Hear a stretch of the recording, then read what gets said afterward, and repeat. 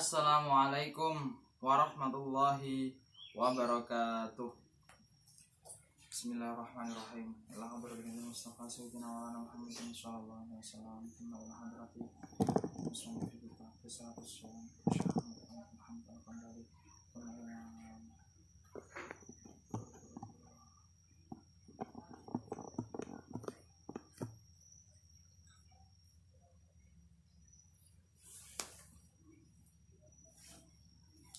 Al-Fatihah. A'udzu billahi minasyaitonir rajim. Bismillahirrahmanirrahim. Alhamdulillahirabbil alamin. Arrahmanir rahim.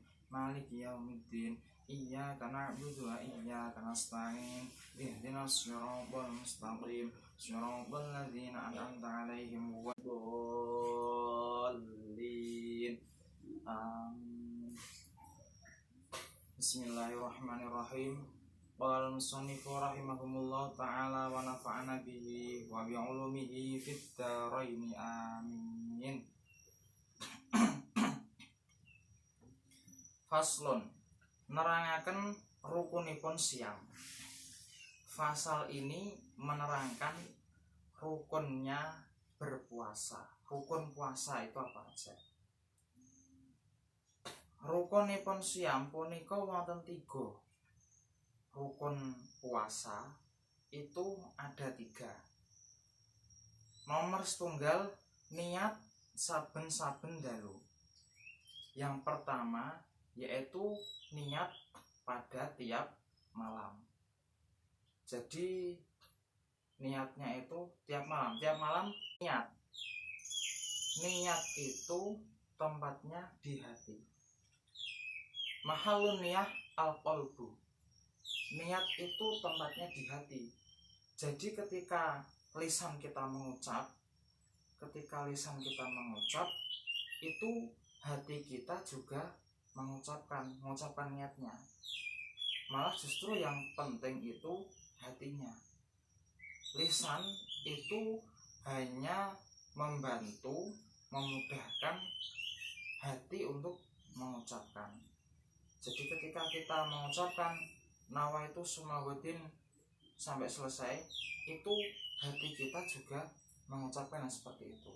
Karena mahalun niyah al-qalbu, tempatnya niat itu di hati.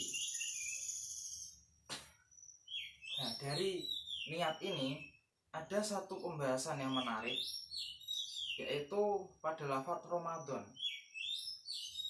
Ramadan itu ada yang baca Ramadana, ada yang baca Ramadhani. Nah, terus yang betul itu yang mana? Ramadana atau Ramadhani, atau bisa semua, Ramadana bisa, Ramadhani bisa. Kita akan bahas ya. Di dalam kitab Fathul Mu'in, itu disebutkan wa akmalun niyati nawaitu saumagodin an adai fardi Ramadhani bil jari li idofatihi lima ba'dahu bil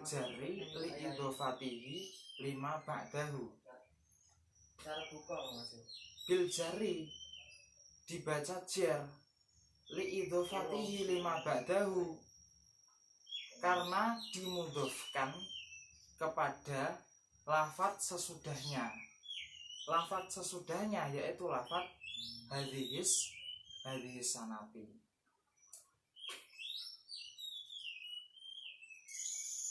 Ramadan itu termasuk isim ghairu munsharif. Isim ghairu munsharif itu isim yang tidak menerima tanwin.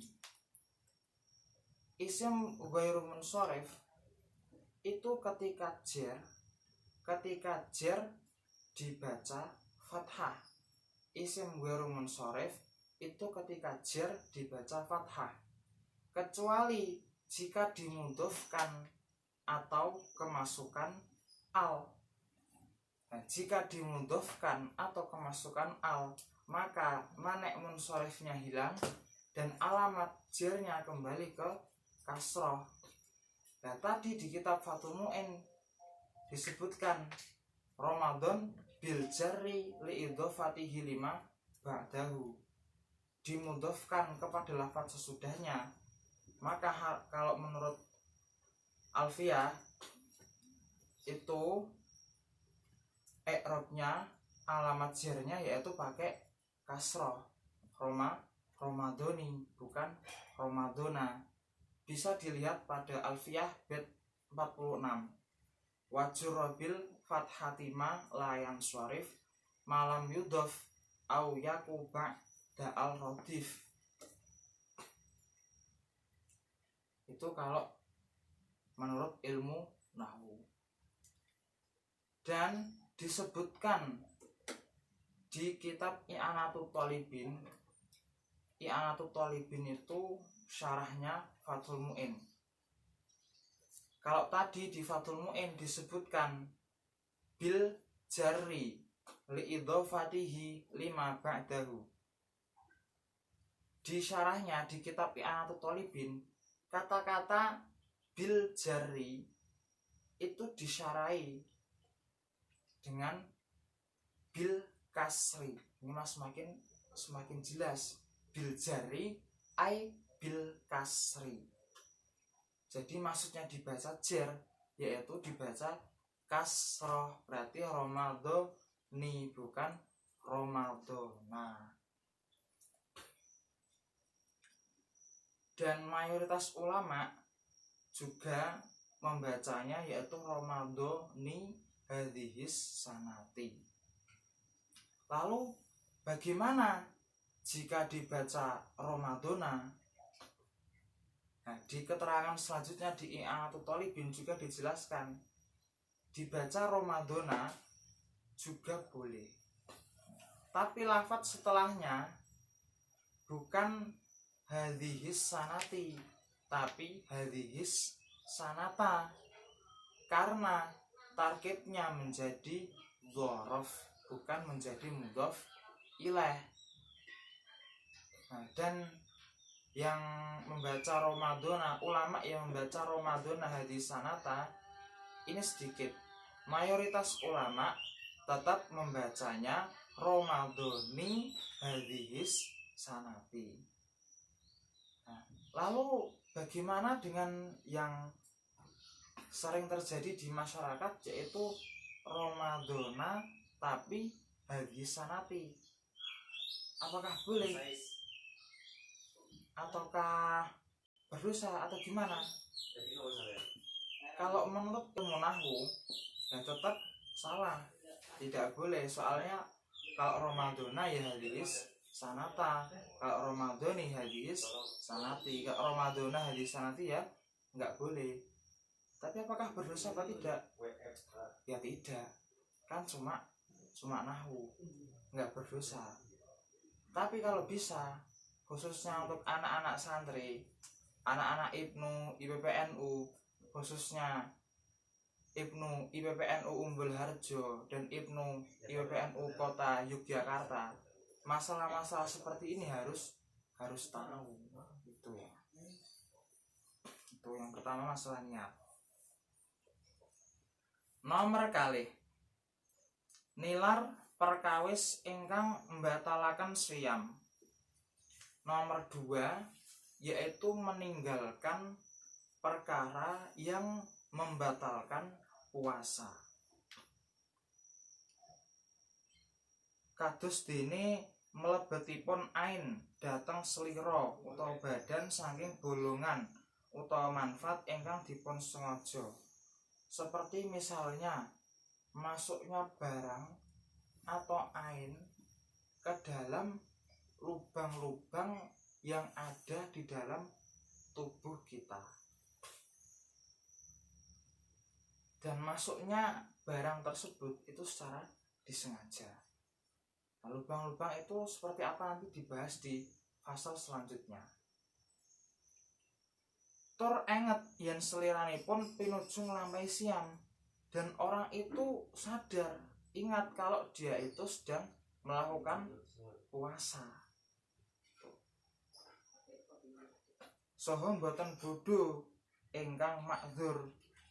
Maksudnya dia tuh sudah tahu akan keharaman masuknya barang ke lubang yang ada di dalam anggota tubuh. Dia sudah tahu akan keharaman itu, sudah tahu kalau masuknya lubang ke anggota tubuh, masuknya barang atau ain ke lubang yang ada di dalam anggota tubuh itu membatalkan puasa.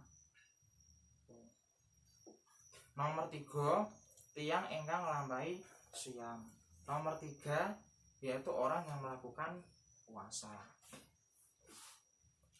Faslun, nerangaken perkawis ingkang batalaken siyam.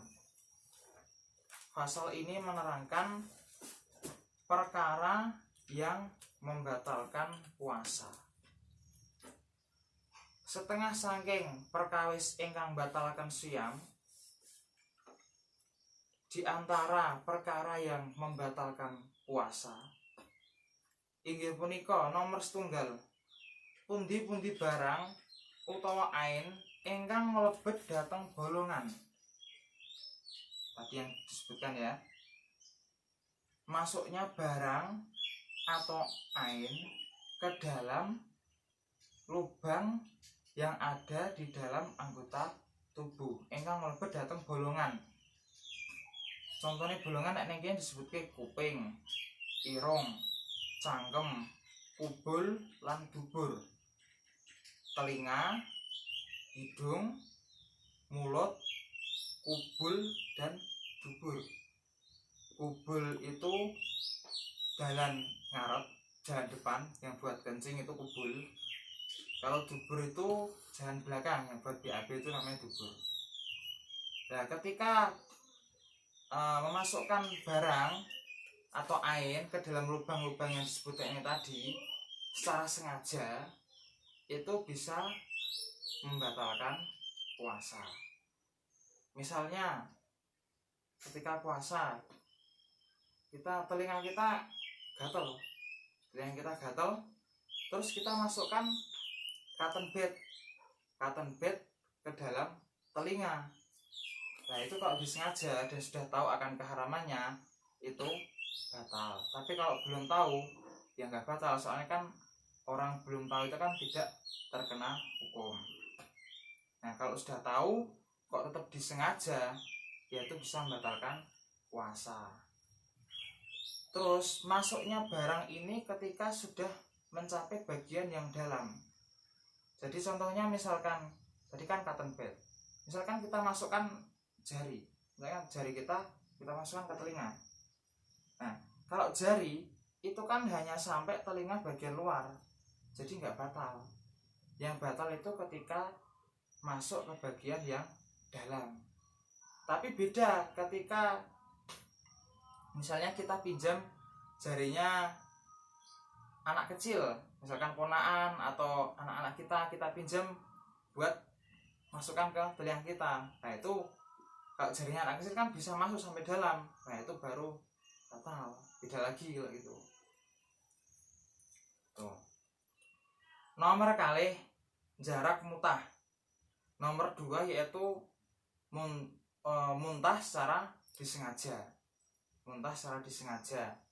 Misalkan pas puasa jarak misalnya tenggorokannya jogrok-grok terus muntah sengaja. Nah itu kan muntah secara disengaja itu batal puasanya. Muntah secara disengaja itu batal. Nomor 3, jima ing dalem farji. Nah, nomor 3 ini jima ing dalem farji. Yang tengah-tengahnya poso kok malah jima. Apa itu jima? Jima itu berhubungan suami istri. Nah, luwih cetone masuknya zakar ke farji itu jima, meskipun tidak sampai keluar mani, tapi sudah masuk zakar ke dalam farji, itu ya batal puasanya. Selain batal, berdosa, nanti juga harus bayar kafarat. Nanti kafaratnya diterangkan di pasal selanjutnya. Nah itu ya jima, misalkan siang-siang jima ya, batal itu, meskipun nggak sampai keluar mani itu tetap batal, berdosa itu. Jadi ya kalau puasa ya ditahan dulu, simaknya pas malam hari.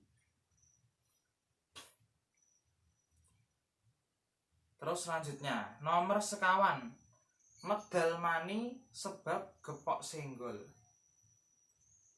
Nomor 4 yaitu keluarnya mani akibat sentuhan kulit atau keluarnya mani secara disengaja. Keluar mani secara disengaja. Gimana disengaja itu? Ya misalkan menggunakan tangan atau menggunakan apa gitu, itu keluar secara disengaja. Beda kalau misalkan tidur terus mimpi basah, itu kan keluar maninya tidak disengaja. Nah kalau kayak gitu nggak batal karena nggak sengaja. Kalau di sini kan keterangannya medal mani sebab gepok senggol. Kemarin itu salah satu ustadz Wahabi itu, ya si Jawas itu bilang kalau onani pada saat puasa itu nggak membatalkan puasa.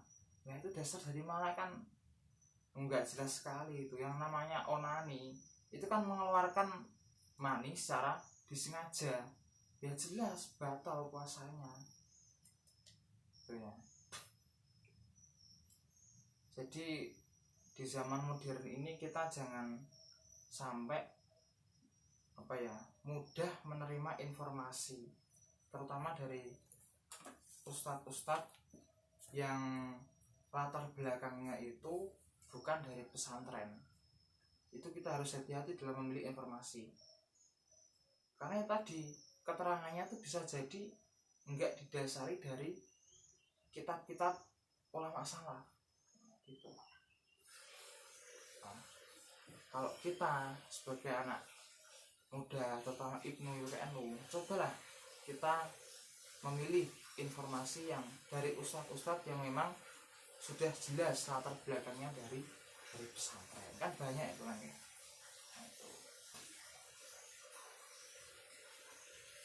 Nomor gangsal head. Nomor gangsal nomor 5 yaitu head. Head ini berarti bagi perempuan ya. Jadi ketika puasa tiba-tiba keluar darah head, ya puasanya langsung batal. Nah biasanya ya kalau bagi kaum wanita, kaum perempuan itu yang bikin jengkel itu kan kalau misalnya 5 menit lagi berbuka tapi malah head, ya sudah langsung batal puasanya. Batal puasanya harus wajib qadha, padahal itu tinggal 5 menit lagi. Nah itu keluarnya darah head itu juga bisa membatalkan puasa. Nomor 6 nifas. Nomor 6 yaitu nifas. Nifas itu darah yang keluar setelah proses melahirkan, itu nifas. Nomor 7 edan. Nah nomor 7 ini gila. Misalkan jadi orang gila itu nggak wajib berpuasa. Misalkan ada orang nggak gila, terus tiba-tiba karena pikiran yang banyak, memikirkan apa aja, itu bisa jadi terus pas puasa akhirnya mendadak gila, ya udah batal puasanya. Jadi orang gila itu nggak wajib puasa. Dan nomor 8 yaitu murtad. Yang terakhir nomor 8 yaitu murtad. Murtad itu keluar dari agama Islam, itu juga bisa membatalkan puasa. Kalau sudah keluar dari Islam kan sudah nggak Islam lagi, sudah tidak terkena kewajiban berpuasa. Itu tadi ada 8 hal-hal yang membatalkan puasa. Itu diperhatikan dengan benar-benar,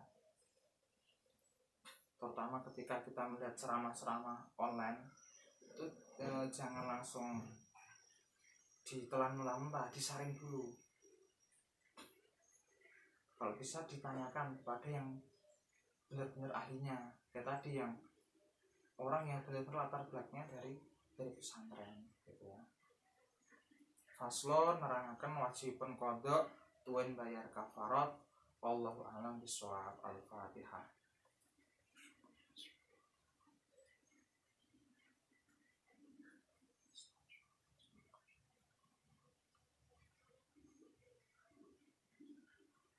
Wassalamualaikum warahmatullahi wabarakatuh.